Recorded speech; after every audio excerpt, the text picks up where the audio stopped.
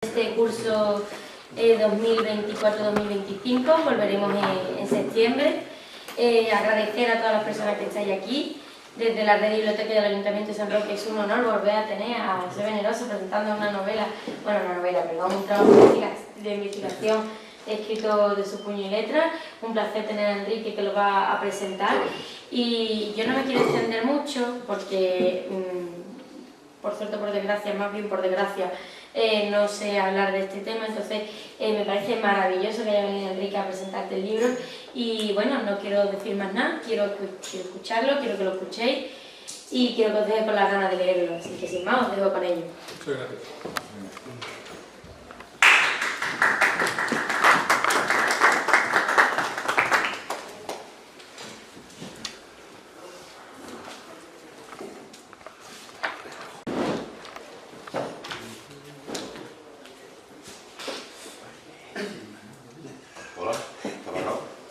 Lo recibo yo en la cámara. Lo que hables lo escucha la grabación, pero no está conectado a los altavoces. Has tenido un fallo técnico, perdón, ante todo. Buenas tardes a todos. ¿Me oyen bien, al fondo? Perfectamente. Mi nombre es Juan Enrique Puche, Espejo, y hoy tengo el privilegio de la introducción de la obra del doctor en Historia, mi querido amigo don José Veneroso Santos, titulada Una revisión de la entrada de los árabo-bereberes en la península ibérica en 700.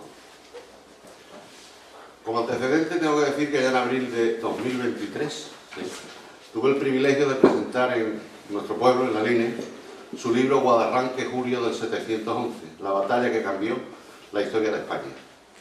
Origen sin duda de más de una polémica entre una parte de la comunidad de historiadores.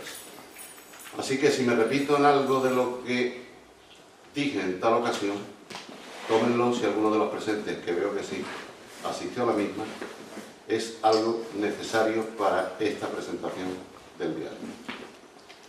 José Veneroso, Pepe o Bene, para sus muchos amigos y conocidos, es una persona y un personaje singular allí donde los hay.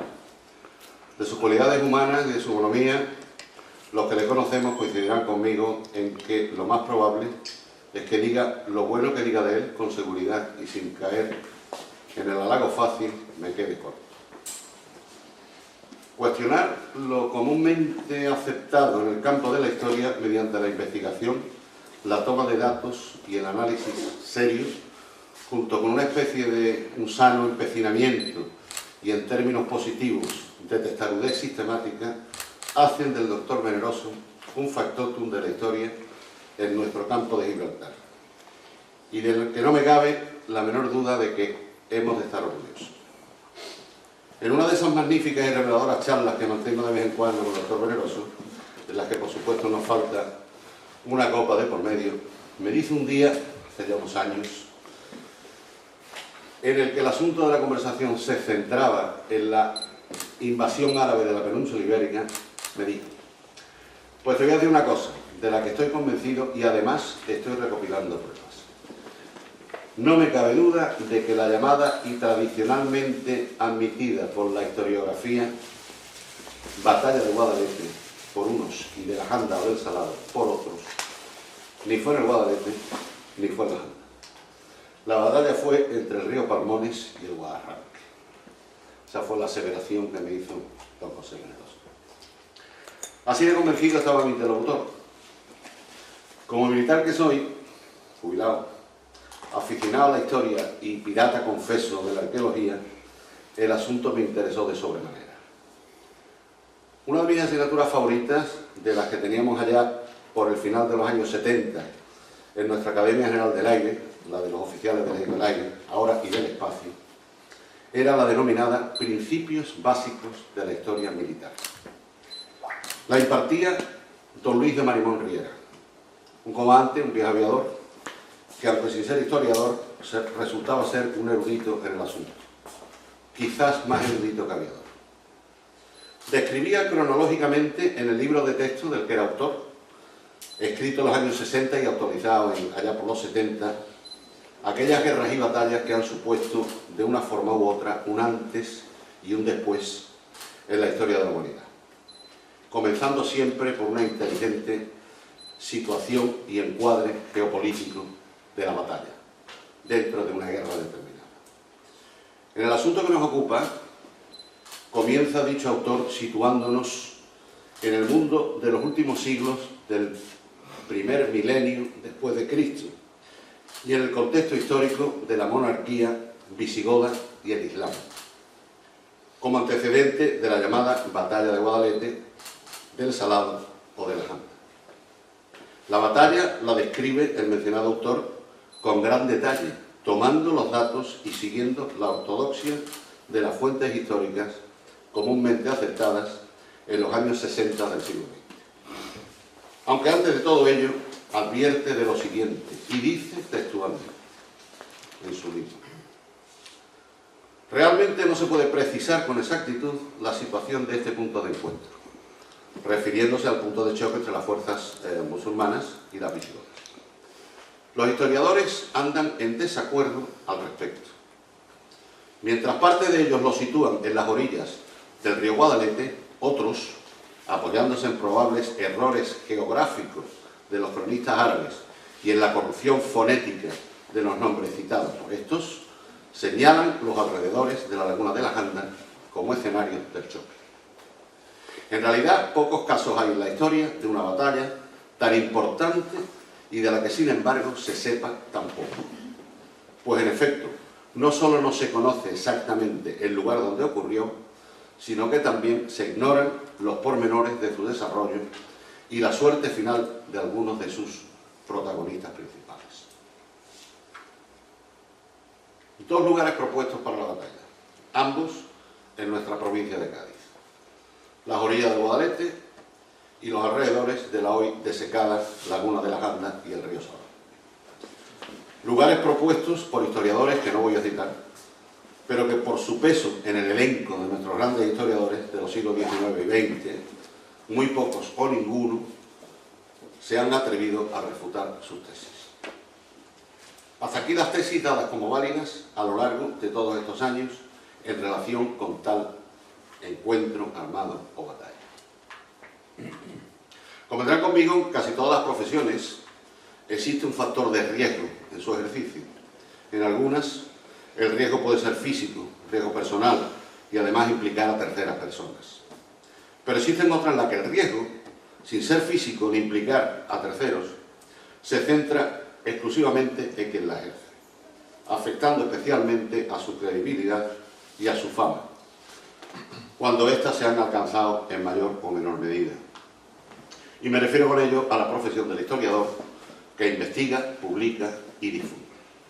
Se requiere valor y seguridad en uno mismo cuando, ante teorías, hipótesis y tesis en un campo determinado de la historia, emitidas por eruditos reconocidos y normalmente asentadas y consideradas como irrefutables por una mayoría, un historiador irrumpe en dicho campo y plantea una nueva teoría revisionista, basada en antecedentes y hechos concretos y empíricos que pueden dar al traste con todo lo anteriormente aceptado y dado por válido en favor de tales eruditos.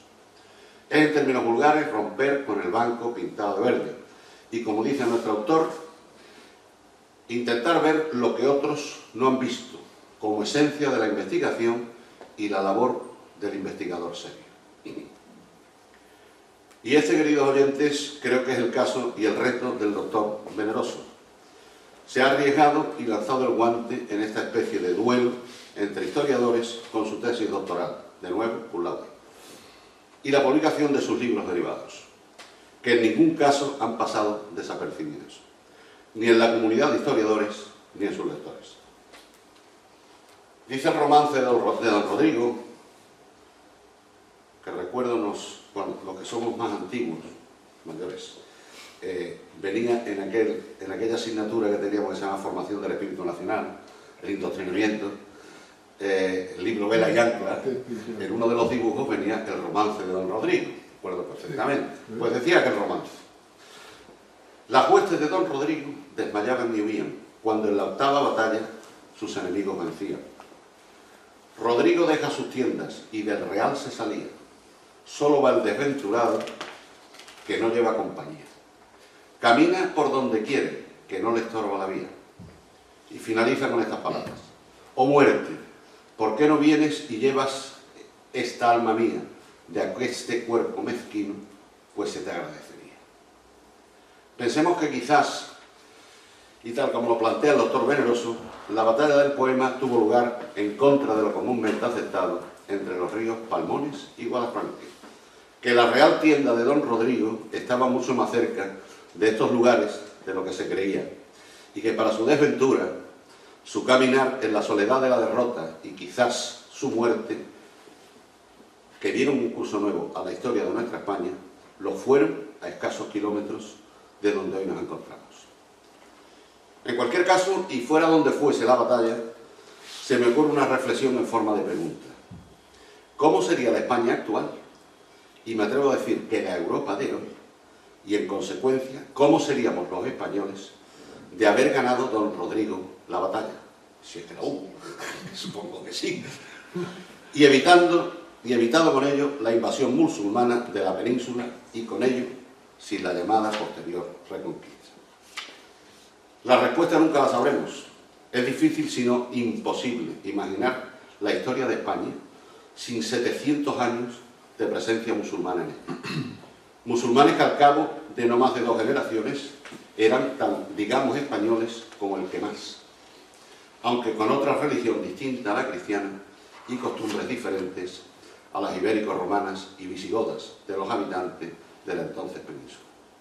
Pensemos, por citar algunos aspectos obvios que se nos pueden ocurrir, especialmente en nuestro carácter, en nuestra cultura, en nuestra lengua, en la arquitectura, en la gastronomía y en general en la idea que tenemos de España.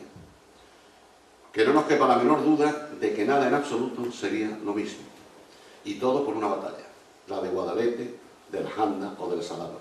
Y quizás, si las tesis que hoy se presentan aquí tienen suficiente calado como para provocar una revisión sistemática de los hechos históricos tradicionalmente aceptados, cosa de la que estoy convencido, en el futuro se le denomine como la batalla de Guadalranque. Y dicho esto, les dejo ya con el doctor. Vamos a vernos. Muchas gracias.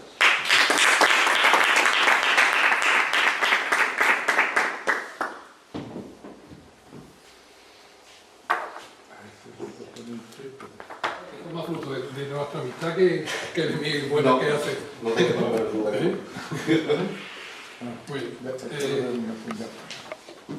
Gracias por estar hoy aquí, en un lugar que también es historia y memoria, como sin duda es el complejo que acoge la biblioteca municipal, acompañándome en la presentación de este libro, que lleva por título Una revisión de la entrada de los árboles en la península ibérica en 711, la batalla de Guadalranque y sus consecuencias inmediatas. Sé que no siempre es fácil sacar tiempo entre semanas para acudir a una presentación, pero confío en que la historia que hoy traigo os parezca tan interesante y sugerente como me lo ha parecido a mí durante todos estos años que he trabajado, ¿no? Antes de comenzar, quiero expresar mi agradecimiento a quienes han hecho posible este acto, en particular a Santi Corral, que le deseo que se recupere pronto, coordinador de la biblioteca, la concejala de la biblioteca aquí presente, Rocío Fernández, y también a quienes me han acompañado durante el proceso de investigación, especialmente en las tareas de trabajo de campo, como Andrés y Pepe Espinosa, Antonio del Río o Ángel Martín, Vicente, entre otros. A Carlos Ruiz, que me sacó de más de un atasco informático y me brindó una ayuda indispensable con las imágenes. A Manolo López, de quien tanto he aprendido.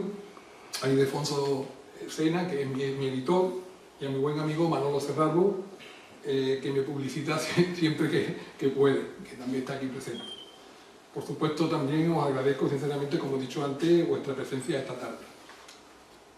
Bien, esta investigación no ha sido ni breve ni sencilla, pero sí apasionante. Hoy es un día especial porque por fin puedo compartir con todos vosotros, sin condiciones, el resultado de este esfuerzo.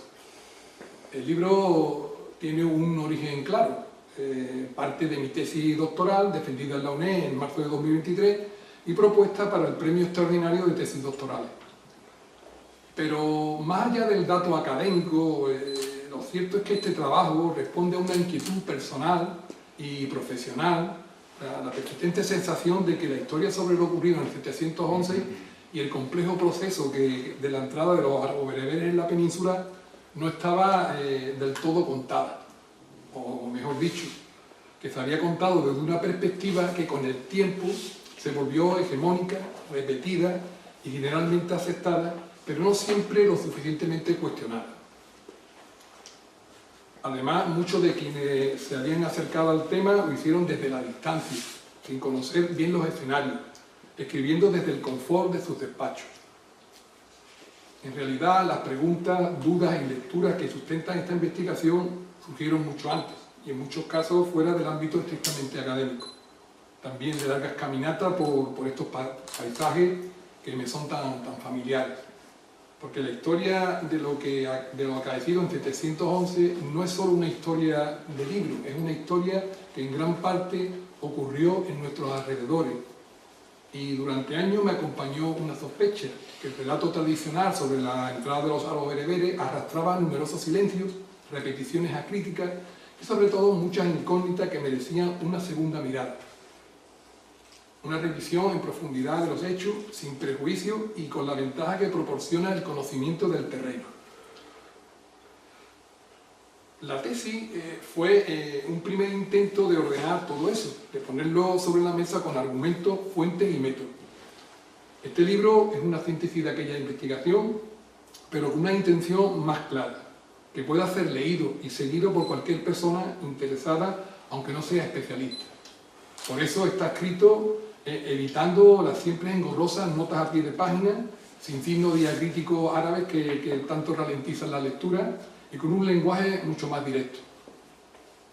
El libro aparece dividido en 4 partes, tituladas Una aproximación a la cuestión, Preludio e invasión, la batalla del río del lago de Guadarranque y consecuencias inmediatas de la batalla de Guadarranque, junto a una introducción, un estado de la cuestión y un apartado en el que se repasan las fuentes, las interpretaciones y el material de estudio, además de una conclusión y un apartado en el que se ofrece una amplia bibliografía, a la que le concedo gran importancia porque una de mis aspiraciones con este trabajo es que sea el punto de arranque de nuevas investigaciones.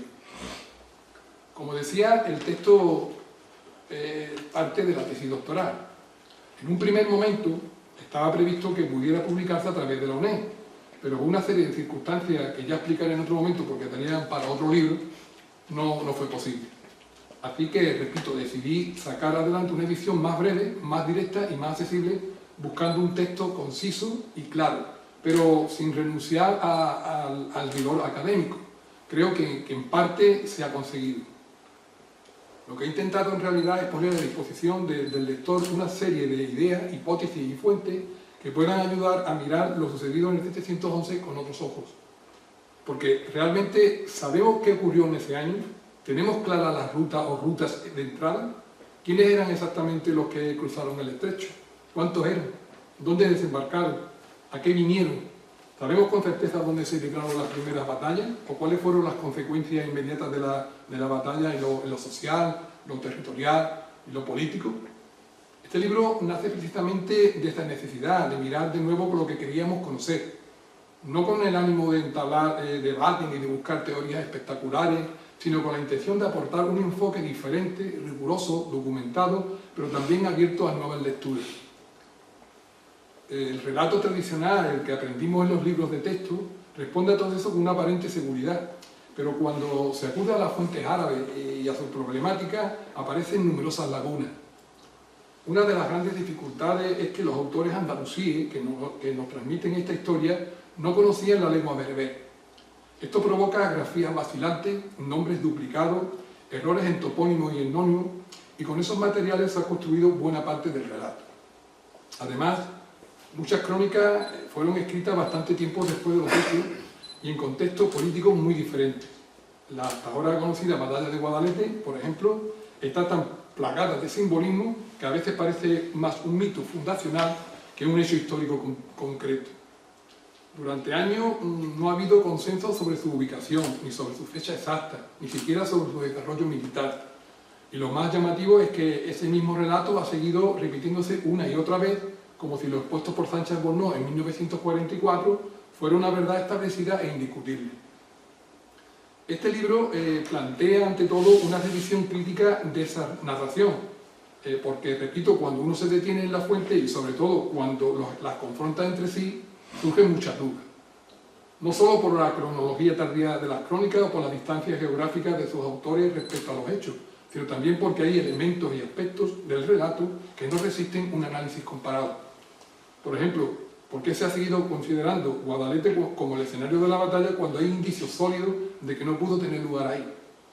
Por lo que dicen las fuentes, por la toponimia, por razones estratégicas militares y sobre todo por puro sentido común, la batalla tuvo que producirse a los alrededores de la bahía, a mi juicio en concreto a orillas del Guadarranque.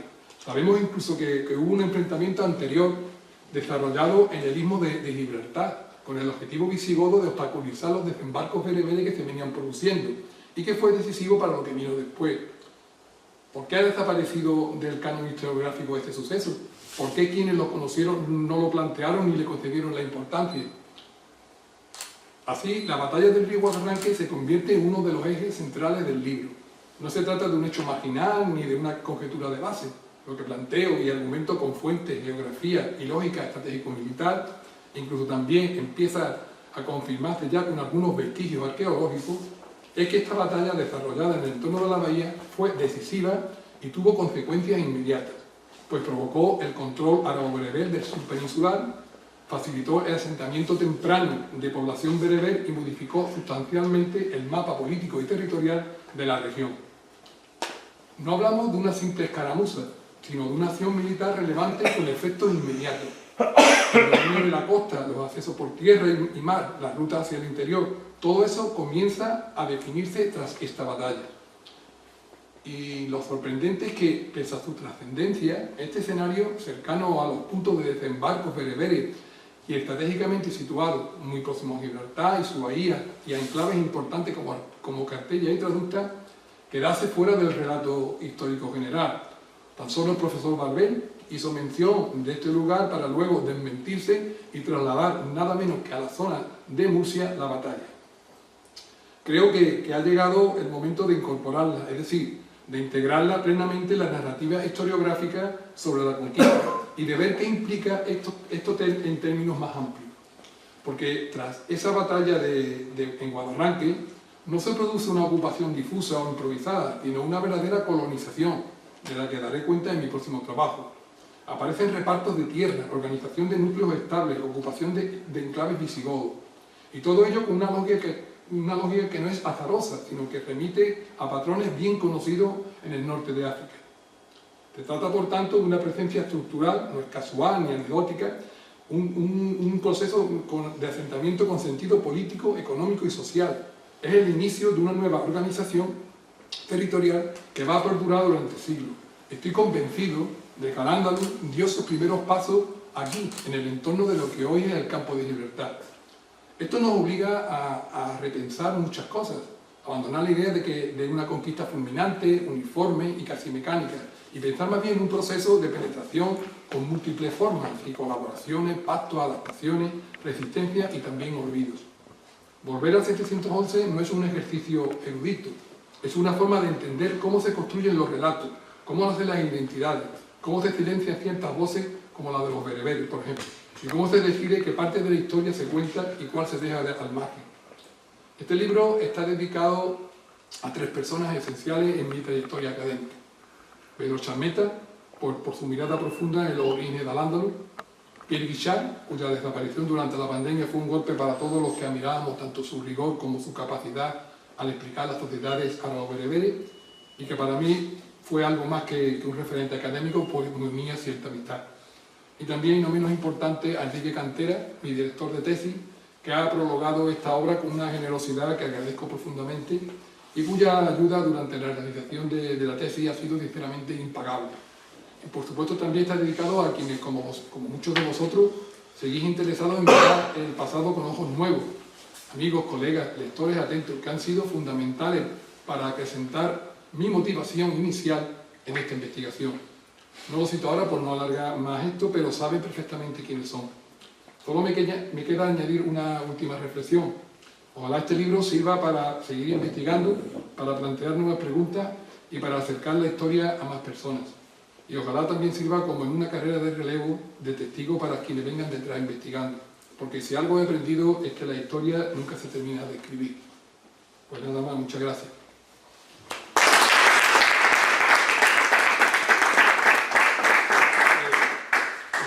Me gustaría abrir un debate, un turno de preguntas, si os apetece, y hacemos esto mucho más dinámico, para hacer un poco más... ¿Qué te parece? Sí. ¿Las diapositivas han pasado rápido o se pretendía que fueran No. una conferencia? Era una imagen de fondo, nada más. No quería...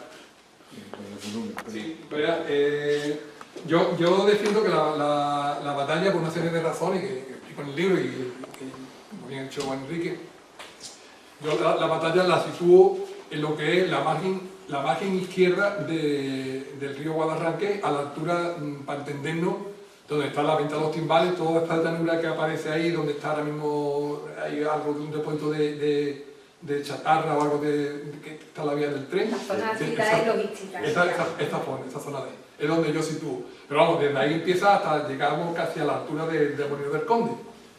Esa zona de ahí se llama, el topónimo es el Chapatal. El Chapatal tiene una referencia a un sitio anegado, sitio con inundaciones, de fácil vegetación de maleza y tal. Y yo porque cuando yo hablo de la batalla de Guadarranque, yo podría hablar de la batalla de Chapatal, pero realmente el Guadarranque, el topónimo es mucho más, digamos, y además si nos regimos a la fuente, como el de la fuente dice que se luchó al Guadilaco, el río del lago, entonces yo identifico el río del lago, lo identifico con Guadarranque. ¿Por qué? Porque si nos atenemos a las fuentes más antiguas que hablan de este hecho, por ejemplo, la crónica mozárabe de 754, que se escribe prácticamente unos años después de lo acaecido, ¿no? Es decir, de lo que sucede en 711, pues aparece como lugar de la batalla los promontoris traductini. Los promontoris traductini siempre está identificado con los montes de Traducta. Y dentro de los montes de Traducta, pues el que más relevancia puede tener, pues Gibraltar. Además, cuando en latín se habla de la forma promontorio, que es promontorio en castellano, una de las acepciones que tiene más importante es una prolongación rocosa que se adentra en el mar y que está aislada. Normalmente se puede y se debe identificar con Gibraltar. Este hombre, Soto Chica, que es un investigador que ha trasladado la ubicación de la batalla a un sitio, a una variante de lo que es la Janda, la ha ubicado en las migraciones de la Almodóvar. Él discrepa conmigo en que yo utilizo o yo reconozco los montes traductinos como Gibraltar, y él dice que no se puede referir a Gibraltar porque en la crónica aparece en plural y Gibraltar es un peñón, es una unidad. Pero es una prueba más del desconocimiento que tiene este hombre de Gibraltar, porque Gibraltar hoy en día sí lo reconocemos como una identidad geográfica, una unidad, un peñón, pero en esa época no existía el concepto de unidad geográfica del peñón, sino que lo que venía, el que venía navegando por el estrecho desde Levante hacia Encaramar el estrecho, lo que ve son varios picos de una montaña. Por lo tanto, Gibraltar no solo un pico, son varias elevaciones que están unidas.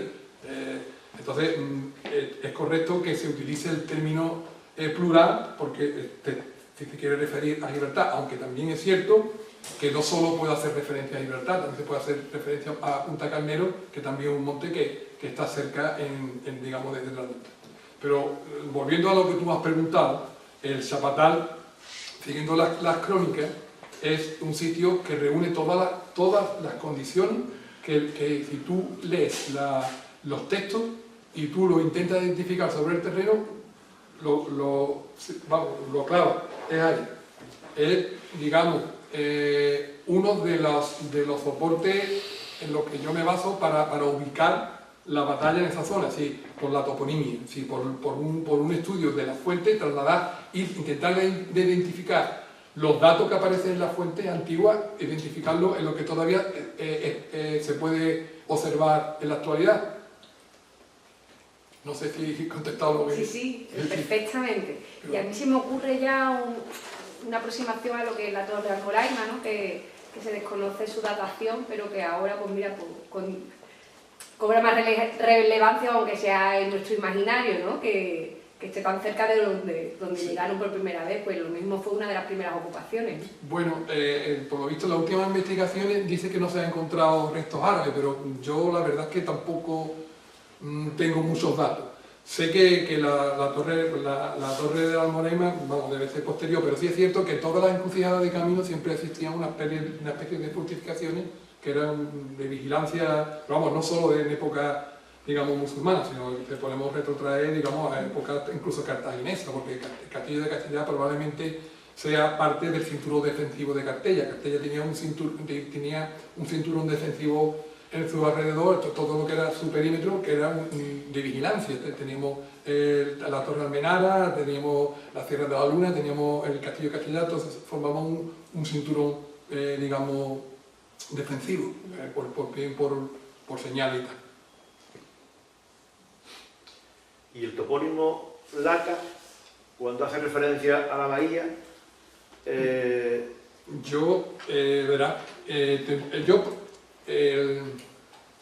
buena pregunta.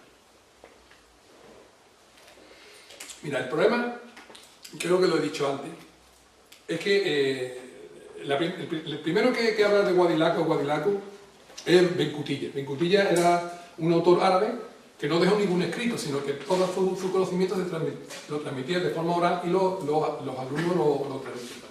¿Qué pasaba?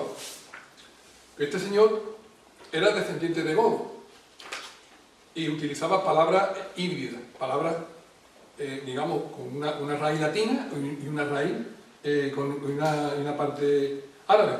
Entonces, para mí, Guadilaco es un término híbrido, es Wadi, que usa el término que es río o valle en árabe, y lago, que en latín era lago. Si teniendo, digamos, repasamos la fuente, hay un pasaje que dice Tariq se hizo dueño de Algeciras y el lago. Todo el mundo, o todos los autores anteriores, identificaron el lago con la laguna de las Andas. ¿Vale? Pero es que en las fuentes árabes te aparece también, por otro lado, te aparece el término Al-Buhaira. Me explico. Si tú, Al-Buhaira, que es el término árabe para determinar un espacio con agua, cerrado, tipo lago, tipo albufera, que de hecho albufera viene de ahí, lo identifica con bahía, todo va cuadrando, porque cuando te dice en la cita te dice Tariq se hizo dueño de Algeciras, y Algeciras no tenemos duda que es la ciudad de Tradusta, y el lago está diciendo que se hizo dueño de Algeciras y del contorno del lago. No tiene sentido que sea de Algeciras y que se vaya al lago que está en las Andas, porque más fácil sería decir se hizo dueño de Saduna, que estaba al lado, que era la ciudad que estaba más cercana al lago de las Andas, y el lago. Soto Chica, digamos, es el otro dato que discrepa de mí es con respecto al término de yo identificar Al-Buhaira con la bahía de Algeciras.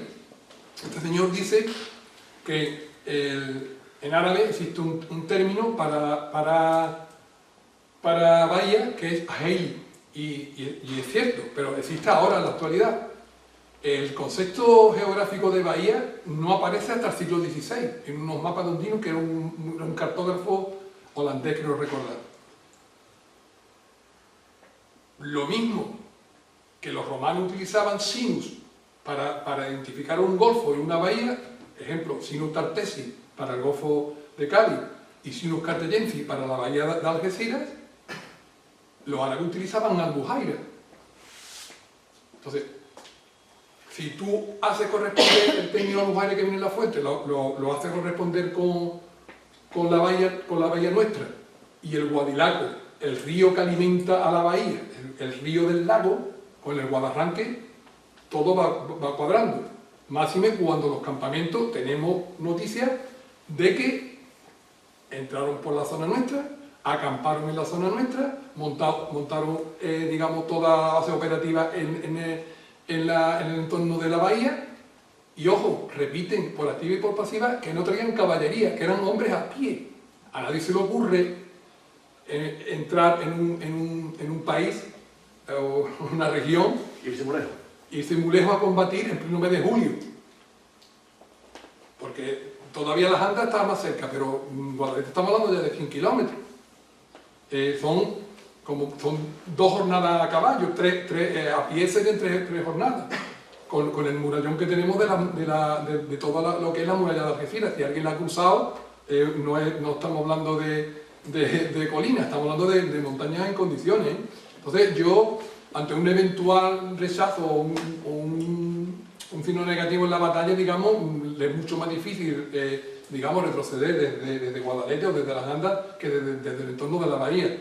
¿Y por qué no trae caballería? Pues para mí es porque una de las razones, si no la principal por la que pasan en el 711, es porque hay una petición por parte del conde Juliano, que era el señor de las 2 orillas, un señor visigodo, que tenía una zona que es reconocida como el Comitato Juliano, que era una extensión, una demarcación, una circunscripción territorial que abarcaba lo que era la orilla norte y la orilla sur del estrecho y la norte, ¿no? Es decir, teniendo a Traducta y a Sextin y Tingi como ciudades más importantes. Pues este señor era el señor residía en Traducta, le arrebatan las posesiones el Rodrigo, y este hombre se refugia primero en Tánger, luego después en Ceuta, y piden ayuda a los bereberes de Terribencilla, y le proporciona, le facilita el paso para que le recupere sus posiciones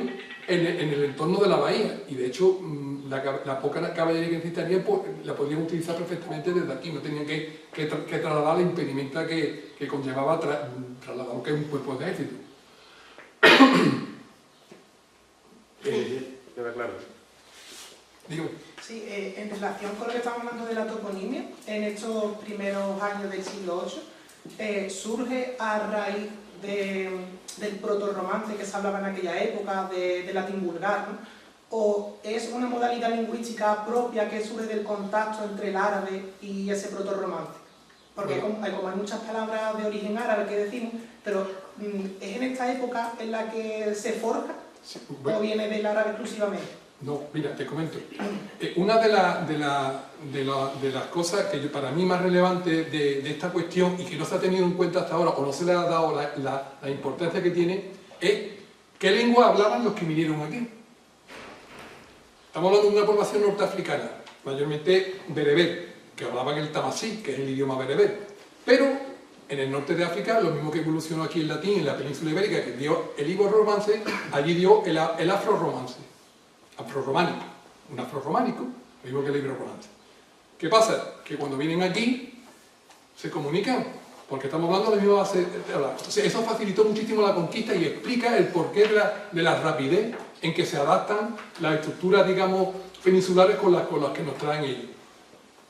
Cuando entra en contacto, digamos, el árabe con respecto a que son la forma evolutiva digamos, del latín, con el árabe va a dar lugar a román andalusí, que es una mezcla. Entonces ahí aparece román andalusí. Pero román andalusí no hay que confundirlo con el mozárabe. El término mozárabe es un término distinto que se ha venido utilizando muchísimos años los lingüistas, y para mí es equivocado, porque el mozárabe englobaría, digamos, al cristiano que vivía en la zona, digamos, musulmana. Pero el román andalusí es mucho más un concepto mucho más amplio, porque lo que te hace realmente es el surgir y es producto no solo del contacto, como tú bien dices, del latín con el árabe, sino también del tamasí, de bereber. Es que es importantísimo. El sustrato bereber es muy importante, lo que pasa es que es una lengua que todavía no se conoce. Es muy poco conocida. Yo lo que estoy trabajando ahora es una parte muy pequeña de la tesis, porque ya no pude desarrollarla más porque la tesis mía era muy extensa, llegó a 1100 y pico de páginas. Entonces no pude desarrollarla. Pero me quedó el seguir profundizando en ese aspecto porque me parece importantísimo para entender todo el proceso. Y yo estoy ahondando en lo que significó, digamos, el elemento bereber en la zona nuestra, que es donde empezó, para mí empezó aquí, y cómo se transmitieron, digamos, la lengua es una de las cosas. Otra cosa, por ejemplo, que aquí me han preguntado muchísimas veces, ¿por qué no se encuentra cerámica bereber del siglo VIII? Y es porque, una sencilla razón, porque es que es muy difícil distinguir, yo creo que para mí es imposible distinguir la cerámica que se hacía en el norte de África en el siglo VIII que se hacía en la península, porque realmente pertenecíamos a un continuo romano. Sí, estamos hablando del un periodo de sustrato romano donde estaba la bética y la mauritana tingitana. El sustrato, digamos, cultural y sobre todo en lo que es la cerámica es lo mismo te hacía un perón, te hacía un jarrón, un señor aquí en Jimena que te lo estaba haciendo ahí al lado de Asila, por ejemplo, porque la técnica es la misma, torno lento, la misma base romana. Estamos hablando de cerámica fina, estamos hablando de lo que es la cerámica industrial. Entonces es muy difícil distinguirlo. Entonces, no sé si he contestado lo que tú decías, pero los tiros van por ahí. Un poco por ahí. Es que estudié algo de dialectología y quería preguntarle, porque como cuando se cuando se expande, ¿no?, este castellano como modalidad lingüística de Castilla, como dice Menéndez Pidal, fue durante el periodo que conocemos como la Reconquista. Entonces, desde esta época de la que estamos hablando hasta ese periodo, quería saber si la lengua estaba en forma de diglosia, es decir, los árabes hablaban el árabe y los habitantes autóctonos hablaban su modalidad lingüística derivada del latín, o si había ya un bilingüismo sobre el que se forjó la toponimia. Sí, había un bilingüismo. Creo que había ese bilingüismo, ¿no? Yo creo que había ese bilingüismo. Lo que sí es cierto que lo único que hace la lengua árabe es sustituir a la latina, pero en términos, digamos, a nivel alto, cultural. Vale, pero el sustrato, tal vez. Claro, pero lo que es el sustrato, digamos, poblacional, era un dialecto, se mezcló el romano andalusí. Yo te recomendaría que leyera a Francisco Marín, catedrático de la Universidad de San Antonio. Yo después si quieres te doy los datos, ¿vale? Yo lo conozco y para mí es la vanguardia de este tema, sobre todo lingüístico, porque no solo habla de corriente, habla también de Pidal, no sé, algunos estudios que están hechos, pero la verdad es que esos son aspectos que no se han estudiado de este tema y que para mí son fundamentales. Es lo mismo que el tema de las monedas. El que las primeras monedas que se utilizan en época de conquista, que son los fulus, que por cierto se encontró un fulu en la zona cerca del Chapatal, un fulu de conquista. Fulu era la chatarra, para entendernos, era la moneda más corriente que había, la que le daba a la soldada para pagar a la tropa. Pero hay las primeras, digamos, acuñaciones aquí de la zona son bilingües, es decir, venían en latín y venían en árabe. Eso nos está marcando que dos cosas. Por lo menos una, que esta moneda iba destinada a gente que no dominaban el árabe, por lo menos para mí. Sí, era una forma de una moneda de decir, bueno, pues, una moneda. Y además, no solo estamos hablando de moneda, digamos, de alto valor, sino estamos viendo la moneda más corriente. Porque si hay una moneda digamos que hay una emisión de moneda, que acuña moneda, digamos, con el propósito de pagar unas soldadas, unos sueldos a las tropas, aquí ya hay una intencionalidad ya previa, ¿no? Que no fue una cosa, digamos, la invasión no fue una cosa, digamos, improvisada, sino que ya había aquí unos planteamientos, había ya una planificación. Entonces son datos que sí se saben, se conocen, pero se conocen aislados, porque uno de los problemas de este tema y de la historia en general es que se intenta estudiar, o se ha intentado estudiar por departamentos estancos. Por ejemplo, tú estás hablando ahora mismo de lingüística. Yo me he tenido que acercar a la lingüística para entender muchas cosas que si no, no las entendía. Lo mismo que si tú te metes en ese tema, tendrás que meterte, por ejemplo, en numismática, porque la grafía, todo esto te va a ayudar. Es decir, todo esto está... el problema que tenemos, yo creo que es un problema generalizado, es que tenemos demasiados especialistas. Y hay que ver un poco de forma holística todo en un conjunto, si no se pierde la perspectiva. Este tema es fundamental. Tú no puedes estudiar la llegada de los árabes solamente en la península. Si tú no ves lo que está pasando en el norte de África, tú no puedes entender esto. Es que no se puede entender. Una pregunta, a ver cómo te la puedo hacer. ¿Qué importancia le darías o le das tú a, digamos, las estrategias y las tácticas de combates que seguían los cristianos, que evidentemente seguirían tácticas tradicionales del ejército romano o griego, con respecto a las, no creo que sea, a las estrategias o las posibles tácticas que utilizaran los invasores que venían del norte de África? Que es fundamental. Claro, fundamental, porque absolutamente. Siempre te dice... Unido a lo que es, perdona, como está la batalla, el terreno. Ellos buscaron el terreno más apropiado para los recursos que tenían. La fuente nos está hablando de que no tenían caballería y la fuerza, digamos, más importante era la caballería bereber, que es un hecho. Pero claro, tenemos enfrente que se iba a enfrentar a la visigoda, que era del tipo de catafracto, del tipo bizantino, que eran unos caballos pesados, con poca movilidad. El problema está en que unos montaban a la jineta y otros montaban a la tradiota. Ahí está la clave. La clave está que la montura del visigodo era la tradiota, que era con las piernas estiradas, rígidas, y si caía fuera del caballo era hombre muerto. Y los bereberes eran mucho más ligeros, montaban a la jineta y con las mismas piernas podían ir al caballo, por lo tanto podían tirar, tenían muchísima movilidad.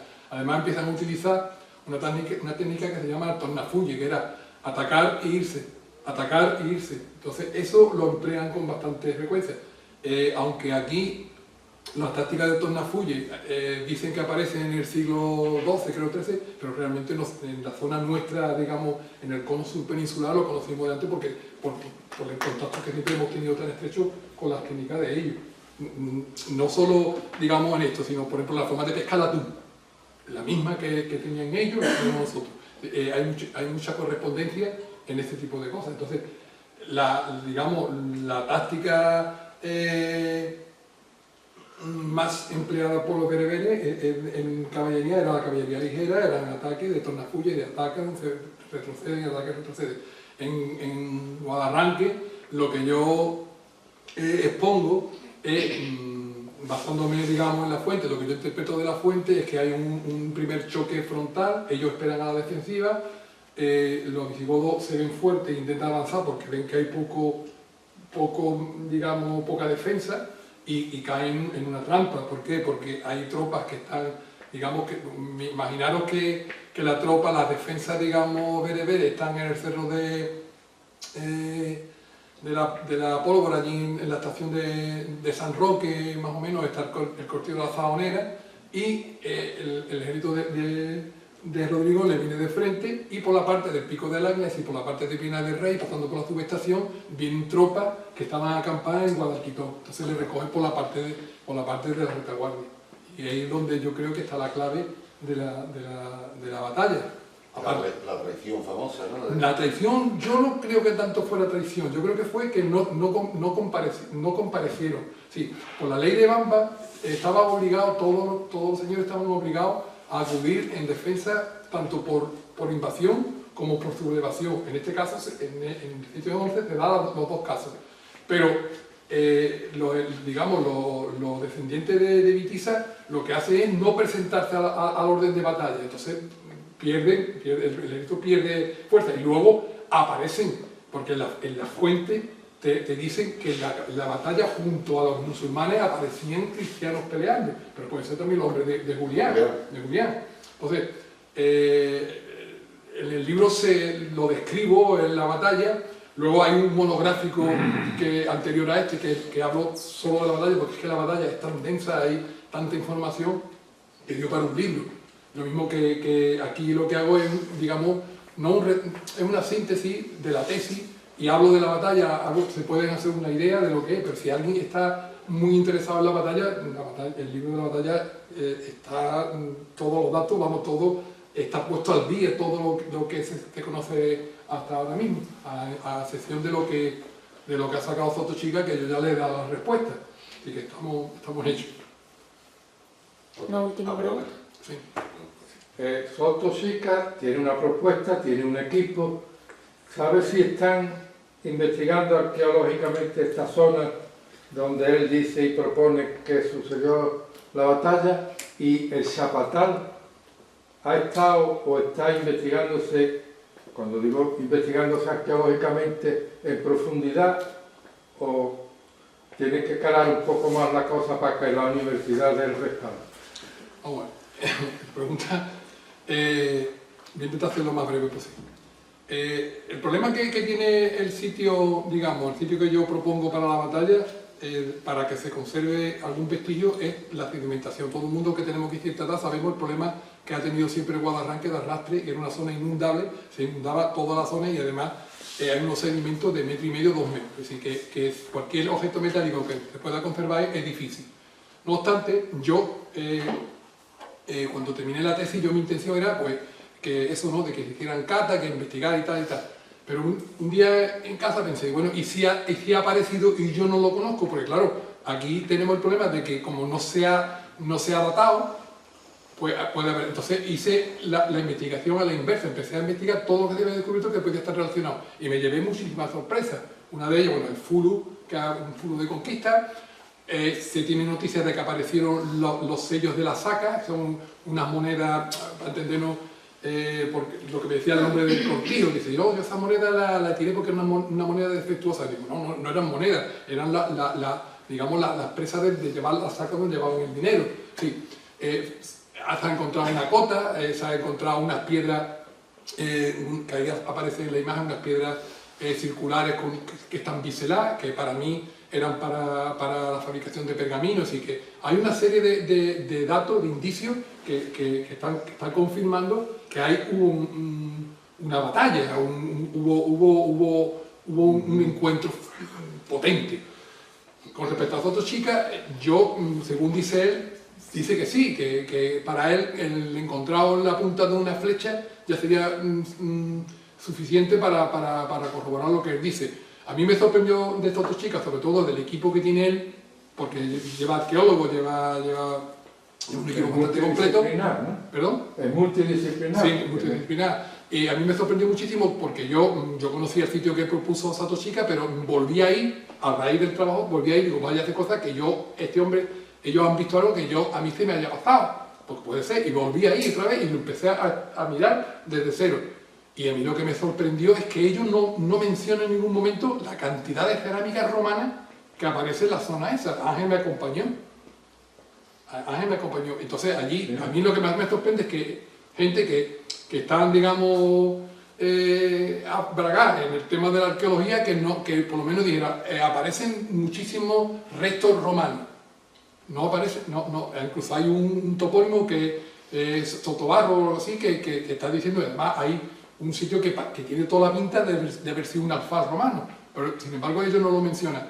Y yo, sinceramente, lo que él propone como sitio defensivo, el Cerro de la Alcachofa primero, luego ha pasado a la Torrejosa, pero la Alcachofa tiene 60 metros de altura y Torrejosa tiene 260, pero son sitios, hombre, que tú puedes defender en ellos, pero no. ¿De dónde estamos hablando? De al lado de Fasina.